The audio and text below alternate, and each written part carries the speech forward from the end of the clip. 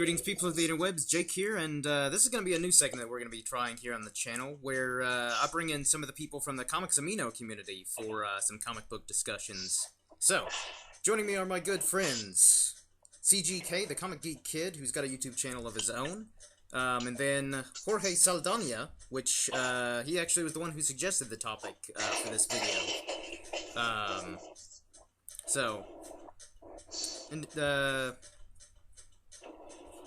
Anything you'd like to say, gentlemen, before we start this? Well, like you said, I have a YouTube channel if you want to check that out, and yeah. Alrighty. I just want to give a shout out to everybody that uses Comics Amino. My username, like Jake said, was Jorge Saldana. Feel free to give a follow or any comments on my blogs. I appreciate it. I'm barely starting blogging, so I appreciate it. Any positive or bad reviews I get. Yeah, they're both really cool people. That's why I brought them in for this podcast, and yeah, a lot of fun to follow. They've got tons of stuff going on with their Amino pages. They do vlogs and all that cool stuff. So if you have the app, follow these fine gentlemen. But first off, we're going to talk about the fact that The Killing Joke, one of the most iconic and definitive Batman comics ever written, written by Alan Moore, is being turned into an animated film. I believe that's supposed to come out next year. And they have confirmed that Mark Hamill is going to reprise his role as the Joker, which, smart move on their part, because, in my opinion, Mark Hamill is one of the best Jokers. Like, I would put him up there right with Heath Ledger's performance. Yep. Well, I really think that, you know, he was the standard for it. You know, even though we got the Joker from the series with Adam West. Yeah. But still, Mark Hamill made on his own, actually, not that much of a joke that Joker was. Yeah, like he was one of my favorite Jokers at all times. Oh yeah, definitely. Like pretty much anytime I'm reading like a Batman comic and like the Joker is in like one of the panels, I always read it in Mark Hamill's Joker voice. And the fact that he went from playing Luke Skywalker, one of the greatest heroes in cinematic history, to playing one of the best villains in like comic book history is amazing. Yep. Because for those of you who don't know, he played Luke Skywalker in Star Wars. Don't know why you wouldn't know that, but yeah. And then hopefully they'll bring Kevin Conroy in as Batman and Bruce Wayne. Because that, again, that'd just be really dumb, because he is, like, in my opinion, he is the definitive Batman. He is my personal favorite Batman. I like him more than Christian Bale. I like him more than Michael Keaton. And all the other people that have played or voiced Batman. Kevin Conroy is my all-time favorite. And also with Mark Hamill, you know, why would you not bring Kevin Conroy back? So that way those two can be in the same animated feature together, just like the Batman animated series. What was that? It would also bring that back to that 90s top animated series that it was really good to see, and how a lot of people would bring a lot of childhood memories back just hearing those voices. Yeah, it's again like the 90s animated series, I feel like almost redefined Batman, because prior to that, you know, and aside from the comics, most people kind of saw Batman as this campy, silly character from the Adam West Batman series, which that's good in its own right and in its own way, but it's not like, I guess, the more comic book accurate Batman.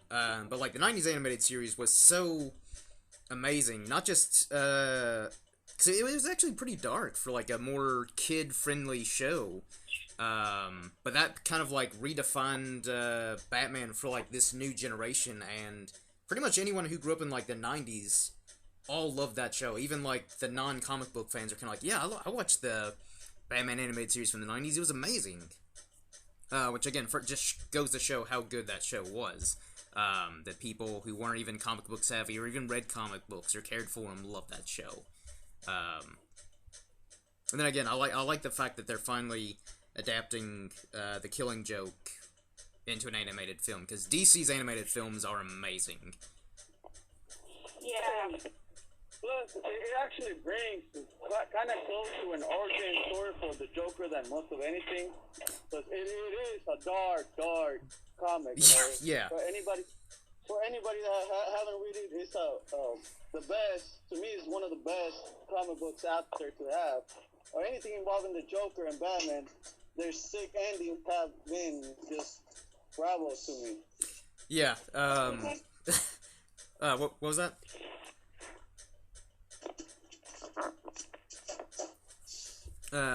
But yeah, like, the Killing Joke is a very dark tale, but I think that's also part of the beauty behind that is it's also very real. Like, they don't, like, Alan Moore didn't really sugarcoat it or anything like that. It's kind of like, yeah, here's a very dark tale with Batman and the Joker. Because that was actually, the series where the Joker shot Barbara Gordon and paralyzed her. And then basically, from then on, it like, went into the main continuity of DC, where Barbara Gordon was paralyzed, and then that's when she became the Oracle. So the fact that that comic had such a huge impact to where they added elements of that into the main continuity, just goes to show how well done it was. We also were getting another ingredient to that comic that made it great, that is Jeff Gordon. You know, we saw how he dealt with it, how Joker wanted to mess with him so bad to see if he can go insanely like he did. Yeah, to basically break Jim Gordon. But yeah, again, because I don't know, I feel like The Killing Joke is more of like it's like a psychological thriller, and Batman just happens to be like the main character of it, which again is another the beauty behind The Killing Joke. Yeah, like I said, it has a lot to do with Batman, but the thing that kind of got me was how Joker wanted to break Jeff Gordon. We know Jeff Gordon as Batman's friend, as always having his back, as, you know, good and bad, and always sticking by Batman's side. And this one, I really thought it would have been perfect if y'all were going to change to Jeff Gordon to a twisted way. That was the perfect time. Yeah. But it showed that you cannot break anybody, you know? Yeah, and that ultimately was kind of like the biggest defeat for Joker, because it's one thing for Joker not to be able to break someone like Batman, but the fact that he wasn't able to break Jim Gordon, I think, was another really important aspect of that comic, and to show just how, I guess, composed of a character Jim Gordon is. Like, he isn't just like the cop friend of Batman to kind of give him like intel and stuff like that. He is like, he in of himself is a hero, not just because like he's a police officer or whatever, but like the character, I think, is just as important to the Batman mythos as like even Robin or, you know, the Joker, in my opinion. Jim Gordon was in the first issue of Batman, Detective Comics number 27. Yeah. So he's been in the Batman series since the very beginning, which is more reason why he's such an important character to the Batman mythology and whatnot. But anything you guys want to say more about The Killing Joke before we move on to our personal picks for animated or stories and comics, whether it be Marvel or DC, that we'd like to be turned into a animated film? I was just looking forward to this movie. You know, as a fan of both Marvel and DC, this one's the one that grasped my attention to DC. This one's the one that, you know, solidified not only Batman but the Joker. And I just want to see what they do, how they gonna plan it out. I hope they stick to the pre-52 era that it was made in. So hopefully we get to see Mark back. Yeah, definitely. So now that we know that Mark is back, hopefully we get to see Kevin back. And like he has said in interviews, it was a pleasure for him to work with them, with each other. But the pleasure is all ours that we get to see these two iconic persons being made once again reunited. Yeah, I completely agree. As you said earlier, it's like one of the most famous stories in Batman history, it's also one of the most definitive moments in Batman's history. Like, you can't just have a regular comic book where, like, one of the main character's sidekick gets paralyzed by the main villain. That's Yeah, that's not something you'll see very often in any comic book, whether it be like Marvel or DC or what have you. And again, that was because like he not only like shot her and paralyzed her, but then he like left her in a room filled with babies, which was also very very morbid. Like there are some disturbing moments in the comic series. But again, it just goes to show how dark and how twisted and insane the Joker really is. I mean, he was already like a very, twisted and dark character, but I feel like the Killing Joke really, like, Alan Moore just went all out just to show how far the Joker will go to get at Jim Gordon or to go to try and get at Batman. So yeah, that's a really good point. Yeah. We've seen Joker do crazy stuff, killing the kids in the school. And Yeah. That was, to me, that was like, really, that is what, but all that happened after that Killing Joke, like you said. That redefined the Joker as this psychopath.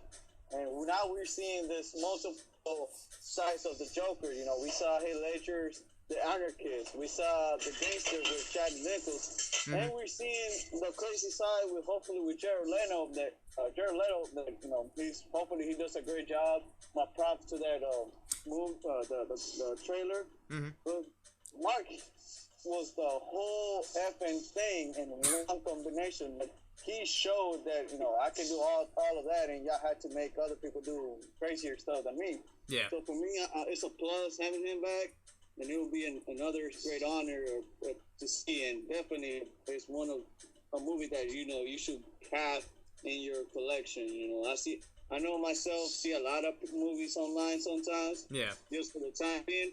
But this is a movie that is actually going to go on my shelf, just like Red Hood is and other DC movies. Yeah, like, Batman Under the Red Hood is probably my personal favorite DC animated movie. But The Killing Joke might be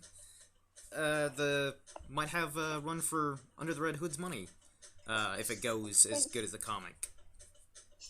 Well, now that they're making this new 52 movies with Batman and Robin as Damian, Mm-hmm.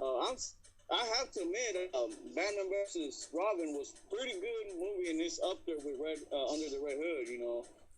It is. So for me, adding this new, it would be a nice addition to it. Have Batman versus Robin, Under the Red Hood, and now having The Killing Joke next year. Yeah. Like, DC just keeps knocking out of the park with their animated movies. Because, like, they are well adapted from the source material, even if it's... Because I know Batman vs. Robin was kind of loosely inspired and based on the Court of Owls story in the New 52 Batman. And then Under the Red Hood, again, they use a lot of the source material, and they just... They really work really well with, like, the writing. They're not just, like, making these animated movies. They're like, oh, this will be fun. People and kids will love them. Like, they put their time and effort into these movies, and I think it shows because of how good they are. This latest movie, Justice League God and Monsters showed, it's from the creators from both the animated series from Superman, the Justice League, and Batman, and they brought a really dark tone to it, a different tone to what Batman, Superman, and Wonder Woman are, and I don't know if y'all seen it. I was fortunate enough to see it, and my God, they knocked that movie out of the park. I was surprised. And I really recommend y'all to watch it because it shows, it has that back to like I said, it has that backness of having both the co-writers of, the writers of Batman animated series and the Superman series working together again to making a great movie like it was God of Monsters. I haven't seen the movie yet, but actually, when I was up at my local comic book shop, I picked up the issues one of Batman and Superman from the Gods Among Us, and those two were amazing. So I'm really looking forward to the movie because Bruce Timm is just a fantastic writer. He knows what he's doing with Batman and the whole DC universe.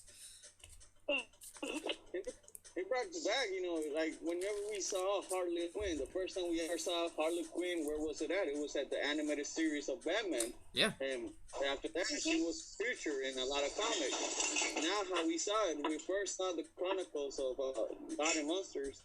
And then what happened? We get the movie, and next thing we know, they're working on comics. So that's great for me that DC is trying to make another universe where Superman is not our normal Superman that we have fallen in love with, or Batman is, or Wonder Woman. They're actually darker characters. We see Batman as a vampire that, sucks the blood out of the people. And that's such a cool concept. Yeah, I was like, that's like, what's going on? And it got me. I was like, yeah. I've seen them about twice, and I still see it. It's nothing I would watch with my daughter because of the stuff. But yeah, I'll probably one day I'll forget about it and just watch it with her and enjoy it with her. Yeah. What are some other some of your favorite comic stories from Marvel or DC that you'd like to be turned into an animated film? Probably Batman Hush. Ooh. See, I haven't read Batman Hush, but I heard that's another, one of the iconic, and, one of the best Batman stories. I know a little bit of the details, just, from the little I know, that would make a fantastic, animated movie. Yeah, you have the whole Batman and Wonder Woman, are they really gonna get together, or, what's going on? And you have Batman's all friend coming back up, and, trying to get his revenge. And but that'd be a good film to make. I also would like to see the death of a family. Let's finally get it, Yeah. With this Killing Joke, we can again get Mark Hillman to do the death in a family and work around those comics. Batman Death in a Family and Eternal and Batman Endgame. That's the ones I want to see from Batman. It would be great for him to, focus on making movies on, some of these older stories from the DC universe as well. I mean, the New 52 ones are great, because I love the New 52 from what I've read of it. Mm-hmm. But, with these older stories like Batman Hush, Death of the Family, another one of those iconic and definitive moments in the Batman, story, since he was first created. A lot of these moments are some of them highly regarded and some of the best moments in his entire comic book run. So yeah, I think it'd be amazing to see those adapted. What I like about Death in the Family and Eternal, Batman Eternal and Endgame, that you have the continuity that you can now use again. Robin, Damian, you can reuse Red Hood, you can use Batgirl, Batwoman, Catwoman also, and Nightwing. Mm-hmm. And go on from there, and that'd be a perfect send-off for Mark Hillman to actually have it, a perfect send-off if they decide to make Batman Endgame, because for me that was really a good story I read, and it got me hooked. After that broke down, I was like, I wish they make this 3 next comics into a film. Yeah. I guess for me, probably one of the I would love to see Martian Manhunter, who's one of my favorite DC characters. I would love to see him in the DC Cinematic Universe, but it doesn't seem like they have any intention at all, which is a shame, because of how awesome he is. So I'd like to see the Martian Manhunter, Son of Mars storyline from, I think it was 1998 by John Ostrander. I'd love to see that adapted into a animated film, because if they're not going to put Manhunter in one of the live-action movies in their cinematic universe, at least make an animated film of Martian Manhunter, because he's such an underrated character, and he's one of the best DC characters in my opinion. So I would love to see an animated film on him, and especially if they took the storyline of Son of Mars, that would just be even better. And do you guys have any Marvel storylines you'd like to see adapted into a movie? Before I get to my Marvel, another story I would like to see is when that Flashpoint with Batman's parents, when his his mom turned into the Oh, Joker, yes. and his dad turned into. I want to see more of that. I was hooked when I saw it on Justice League Flashpoint. Yeah. I was hooked to that storyline, but I want to see what happened because I was in my mind. I was curious to see how they were gonna make her as the Joker. What was the intention? Yeah. You know? And again, that's just another like brilliant concept where you have, like in this universe, Bruce Wayne actually died, and then Thomas Wayne, his dad, becomes Batman and actually uses guns. Like he straight up kills people. And then Martha Wayne, Bruce's mother, becomes the Joker. So that is a great concept. And you see a little bit of like Thomas Wayne in the Flashpoint comic and in the movie, which is amazing to see that. But yeah, I would love to see just an animated story based on Thomas Wayne and Martha Wayne as Joker and Batman. Yeah, and it got to me that letter, and whenever Flash gave it to Bruce Wayne in the end, that letter from his dad, it got to me. You know, I was like the feels right there. I was like, so sweet. Yeah. You know, as a fan, I was like, yeah. But now, feed me more. You already got me hooked. Why not just come on, bring it on? And I was like impressed. I wanted to see. You know, that's a Batman that everybody wants to see. Besides the normal Batman we have, we want to see that rough, you know, shoot, bang, bang kind of Batman now. Yeah, I completely agree. I just thought of, like, a comic I want to see turned into, like, an animated movie. Alright, what's that? Convergence? Yeah, from DC, how, like, they brought, like, everyone from, like, all the different multiverses and stuff.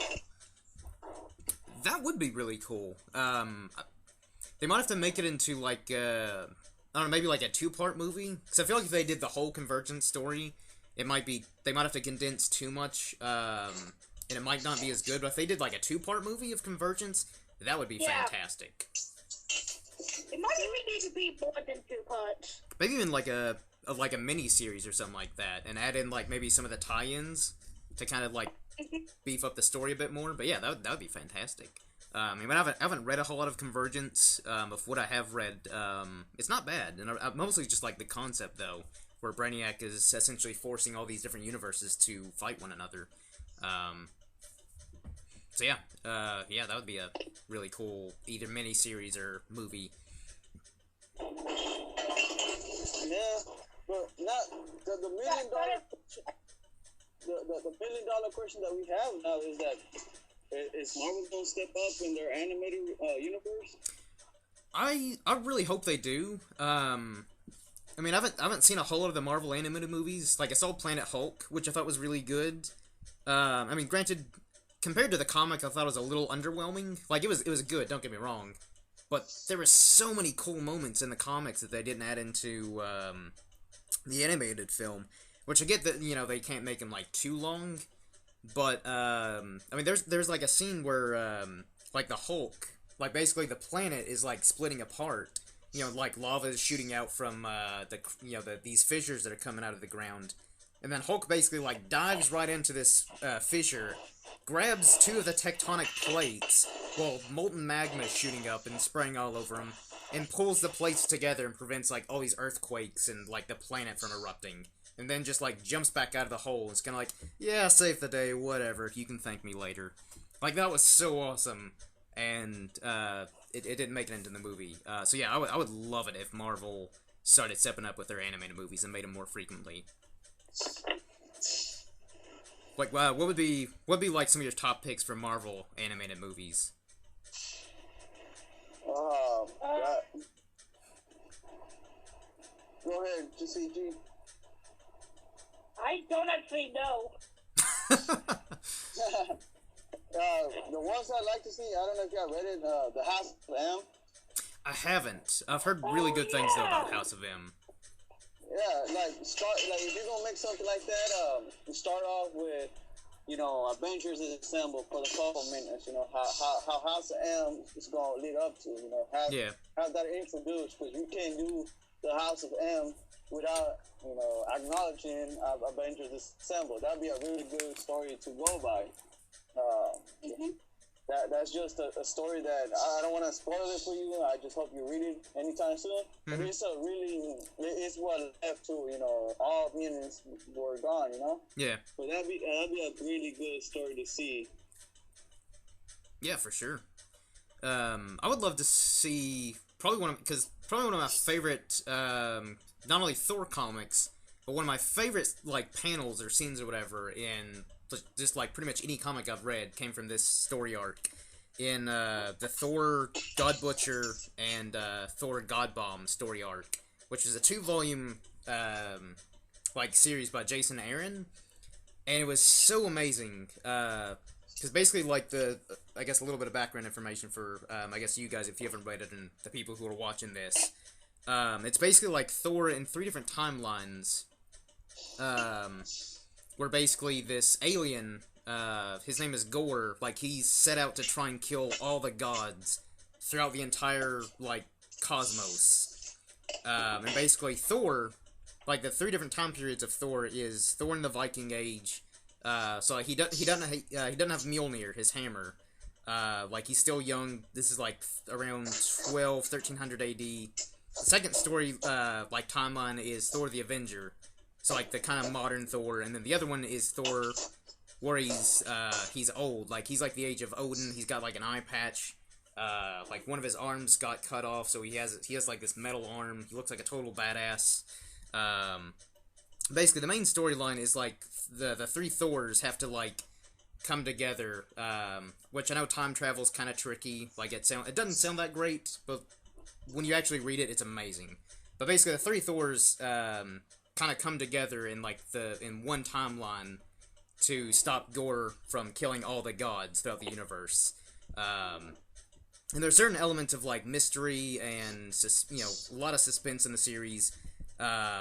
But probably one of the coolest moments, though, in this storyline is when the 3 Thors finally come together and they're about to fight Gore, this alien creature on this planet, basically where he's planning to blow up all the gods in this machine that he's creating.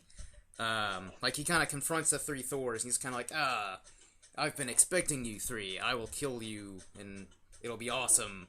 And then basically the old Thor, he just like, you know what, I don't like your face. I'm paraphrasing, obviously, he didn't say that, that'd be stupid. But basically, old Thor, he conjures up a lightning bolt. He's kind of like, you know what, I haven't conjured, like, a lightning bolt in years. Let me see if I still got it. And he just sends a lightning bolt, hits Gore, and sends him flying across the cosmos. And then, like, the next panel, you see him sitting in, like, this crater, probably an entire universe away, on this unknown planet with, like, smoke drifting off of him, and it just has, like, this little word box in the bottom right-hand corner saying that, like, the first time in a millennia, Gore's felt fear, and I just love that moment, like, reading that in the comic. It was fantastic. That'd be a good story to read, to see, I'm actually going to look for it now. You got me all excited now, thanks. Yes, I would highly recommend Thor, God Butcher, and God Bomb. Fantastic.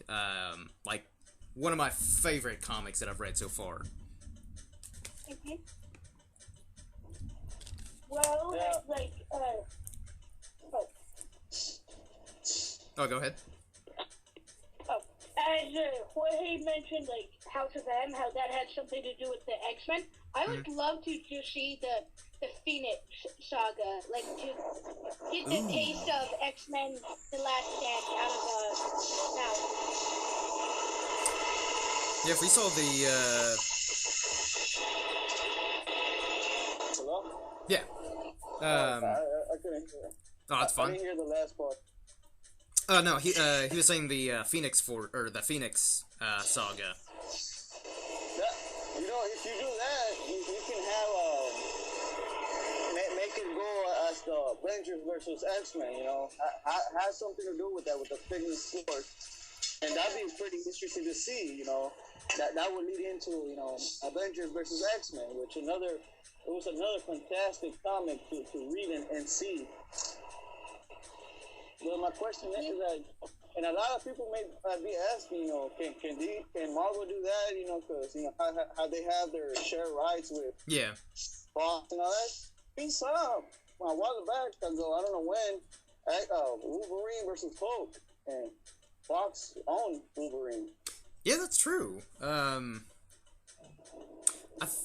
It might just be one of those things where Fox owns the cinematic rights for like the X-Men. So basically, Marvel could still do like animated X-Men shows, and not have to worry about Fox getting in taking over. And they could still have him appear in like some of these animated movies or whatever. So maybe that's how they were able to get away with that. Well, really, I just feel like Marvel should just go ahead and be like, okay, if Fox isn't gonna negotiate, just be like, you know what, to hell with this. We're gonna put in the X-Men in the MCU, and they can sue us all they want. We're Marvel. We've got enough money. We'll pay them off. They can deal with it. Well, they have Disney behind their back, so... What was that? They also have Disney behind their back, so... I don't think they'll have a hard time with suing and stuff. Yeah, Disney, at this point, Disney, they own Marvel and Star Wars. And then the Disney massive fortune that they have over the years. Yeah, they could just, I'm sure they could pay off any lawyer and be like, yeah, you're gonna lose this case. We're Disney, Marvel, and Star Wars. Well, you're gonna lose. Just hand over the rights. Yeah, and you gotta remember, we won't be able to see as, a darker version of these movies. We'll see something friendly for kids, Yeah. But another thing I would like to see, even though the show is coming up now, or they're talking about the show, is the Thunderbolts, the one that has Deadpool, Hulk, the Red Hulk, yeah, Punisher, Ghost Rider, and Electro, and Venom. Agent Venom, which now they turned Venom into. He was a badass, but now he's just an amazing badass. Yeah, they're turning into. Yeah, because basically the story behind the Thunderbolts is the Red Hulk, or General Ross, basically gathers essentially all the best anti-heroes in the Marvel Universe. Again, like the ones you mentioned, like Punisher, Elektra, Deadpool, Ghost Rider, and basically is like, hey guys, let's form our own team and stop evil, but we'll kill people if we have to. Which I think is, because again, it's like a more violent version of the Avengers almost, which is fantastic. Oh, you also have the Dark Avengers you can work with, why not? Yeah, Dark Avengers would be great too. Marvel, I don't know, Marvel just has a lot of options that they can work with to turn into like animated films, or even the Netflix. Cause actually I just read Netflix wants to make a Marvel series of some kind on Netflix like every 6 months. Yeah. So they're gonna be like really stepping up their game and adding just a crap ton of these Marvel titles. So I could definitely see like Thunderbolts maybe making into like its TV series, whether it's animated, live action. That would be amazing. Yeah, and Well, if they did... Go ahead, CG. Oh, continue. No, you go first. Oh, well, they did Thunderbolts. I think they might need to take out Deadpool because since yeah, his like. Well, I'd say they could replace Deadpool with maybe someone like Moon Knight. Because Moon Knight's another character that I really love. And I would like to see him in some kind of appearance, whether it be live action, like maybe he gets his own Netflix series, or even an animated movie. So yeah, I think they could maybe, like, until they get the rights back to Deadpool, if that, however long that takes, they could like basically replace Deadpool with Moon Knight until they get the rights back and get all that sorted out. But again, that follows to the question: is it only for cinematic universe? But when talk about animated film, and I would like to have Deadpool in it because he brings a style of comedy that clashes with everybody. And yeah, I want to see that comedy factor, but also that nice comedy action film as an animated film. Yeah, because pretty much all the other members of the Thunderbolts, they're very serious, gritty characters. But then you'd have, like, Punisher and, like, Deadpool just, like, having all these, like, dialogue in between each other. I think would be fantastic. Because, again, Deadpool is a great character, but he also brings that comedic aspect to whatever story he's in, whether it's his solo stuff or a team up with, like, X-Men or whatever. So yeah, if you brought him, if they were able to bring him into the Thunderbolts, like say if they did an animated movie or animated series or something like that, that would be fantastic. Yeah. And another thing that I would like to say, and I don't know how many people would agree with me, is the Deadpool Kills made it into an animated movie. Oh. You have Deadpool Kills the Marvel Universe. Deadpool Illustrated, where he goes and kills iconic characters from books. And then you see Deadpool Kills Deadpool, which, but I was sold with that one. I was like, oh, yeah. I'm a big Deadpool fan, but with that one, I was sold. I was like, yeah, that shows that Deadpool is actually, something to be reckoned with. And we also have the Punisher Kills the Marvel Universe, which be another night.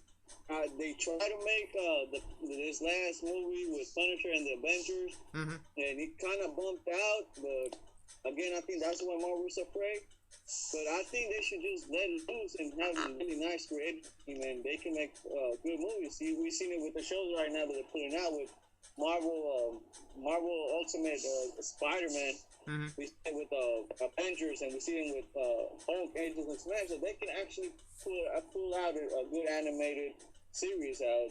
Why not just turn them loose on movies and see what we can do with them? Yeah, what they can do with it. Especially these what-if stories, because it's as cool as, like, a lot of these, what-if stories, like, Deadpool Kills the Marvel Universe. Unfortunately, I don't think they'd ever make that into a movie. I feel like that'd be a hard pitch for, like, a studio, even though the fans would love that. But yeah, they could easily make that into, like, an animated movie and be like, hey, guys, so unfortunately, we probably won't be able to make this into an actual live-action movie with a huge budget, but here's an animated movie. Hopefully that'll satiate your appetites for great Deadpool violence. Or Punisher Kills the Marvel Universe. Either one would be great. Yeah, that'd be good, like I said, we can't focus on the big stuff, let's focus on the small stuff, or, we gotta go against DC, that DC is pulling out really, really good comics every day. Yeah. And I'm excited for the Killing Joke. I just want to see more Marvel stuff to have a better way. I'm a both fan of both. I would just want to have more priority, more stuff to watch. I'd only be focusing on watching DC. Yeah, definitely. 'Cause, I mean, obviously Marvel's like dominating the the box office with their movies. Agents of S.H.I.E.L.D., Agent Carter, Daredevil, Agents of S.H.I.E.L.D. and Daredevil are all great. I haven't seen Agent Carter yet. I've heard good things. But DC's, like, live-action TV shows like Arrow, Flash, are all really good. But I still feel like Marvel's beating them, though. Like, with all their stuff, whether it be their live-action shows or whatever. And it seems like DC's really only got the leg up, with their animated movies. So, I mean, granted, Marvel doesn't really have to compete, but I would love them to compete with DC's animated movies. Then start, like, making these iconic, like, Spider-Man stories or Daredevil stories or whatever into animated movies.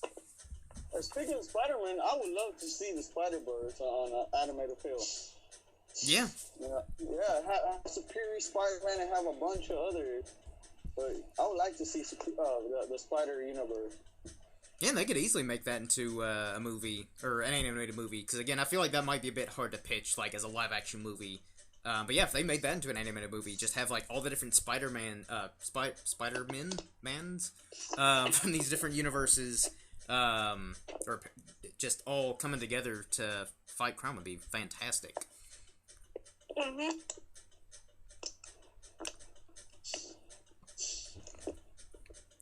Any other, story arcs or anything like that you'd like to see turn into animated movies, DC, Marvel? Why do you have to be DC and Marvel? I would love to see a Spawn movie. Ooh, actually, I didn't even think about mentioning like some of the independent companies like Image and Vertigo and stuff like that. Because yeah, the Spawn movie from the 90s wasn't, I guess, too horribly bad. I feel like it's more of a product of its time. But if they like made that into like a animated movie, or even rebooted that as a live action movie, would be great. Because there are a lot of great comics from like Image, Vertigo, and all these other I guess independent comic companies. Yeah, I agree with you. I would like to see a Spawn movie anytime soon. they had the animated series with HBO to show that it was a dark movie. Yeah. All right, let's have that, a little bit more of that, you know, a little reference. So yeah, I would like to see Spawn. I'm also a big fan of Spawn. Mm-hmm. I had their game, but yeah, I would like to see more Spawn on the movie. And what's the name? The creator is trying to get it back up. Yeah, I mean, especially, like, with this huge comic book boom that we have with, you know, DC and Marvel and all these TV shows, this is the perfect time for him to try and make another Spawn movie or TV show or something like that. Like, I'm kind of surprised it hasn't been made, or it isn't already in development right now, considering how popular comic book movies and TV shows are. I feel like studios would be like, is that a comic book-based thing? Make it happen! Yeah. And, like, it is true, you know, this is a perfect time to be a comic book fan, no matter what, you know, if you're a DC fan or you're a Marvel fan, this is a perfect time to be a fan, because, you know, we see what they're making now. Yeah, and it's... They're, oh, go ahead.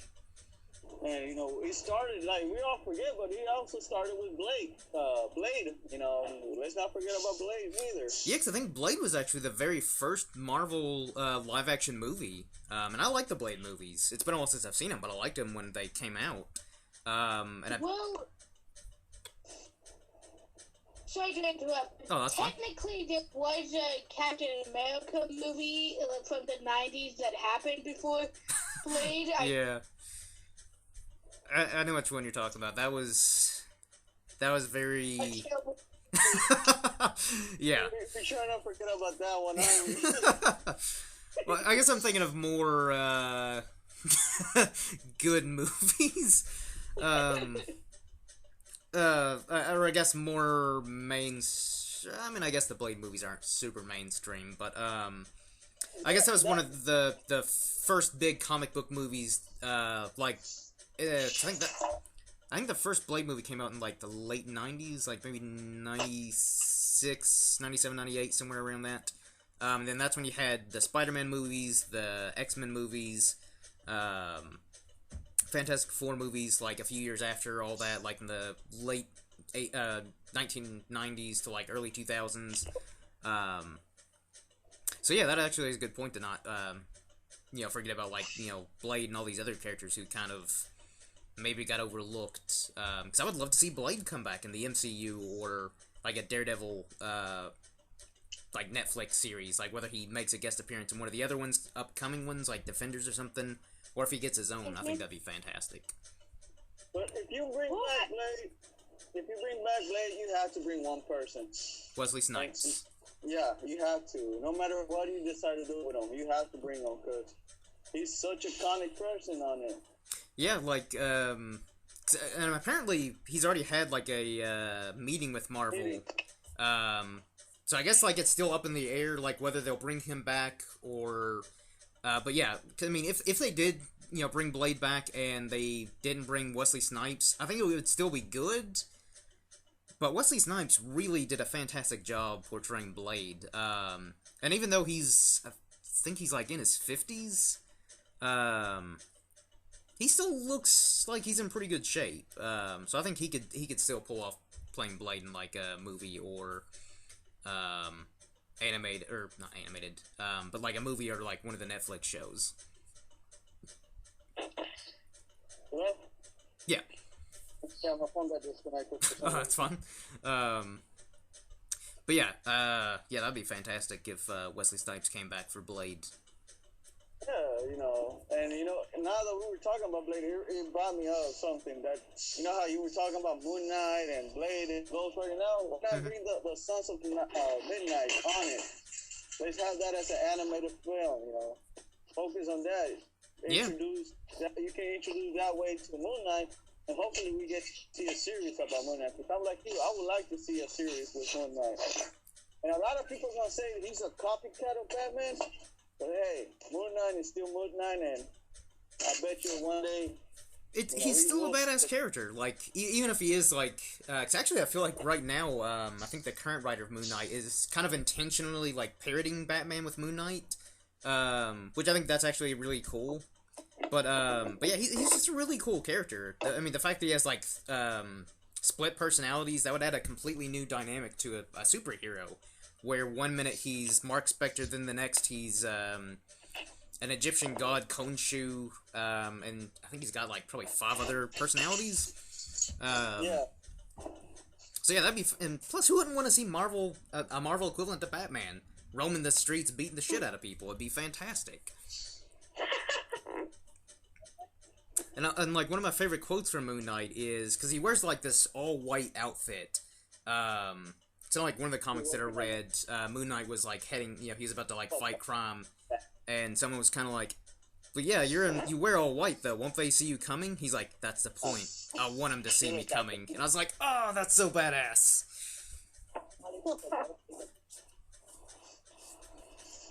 Yeah. Hold on, guys. All right.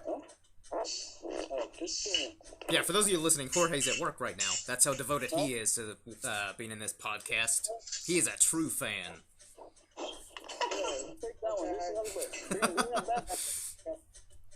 Hey, 260 something.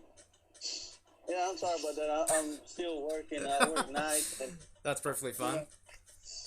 I'm trying to do 2 things at a time, and the people I work with check my parts are a little, I like your dedication.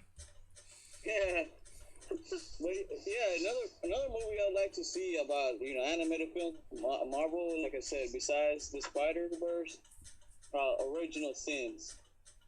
Yeah, Original Sin is another one of those big Marvel moments. Original Sins, Thor, which that Thor story is really good. Mm-hmm. You got Original Sins, Deadpool, Original Sins, Hulk, and Spider-Man. And that with using Original Sins, Spider-Man, you can bring up Spider-Verse in it because Silk plays a really good key on Spider-Verse. Yeah, and Silk's a fairly new character to the Marvel universe. I think Silk was actually created in that storyline.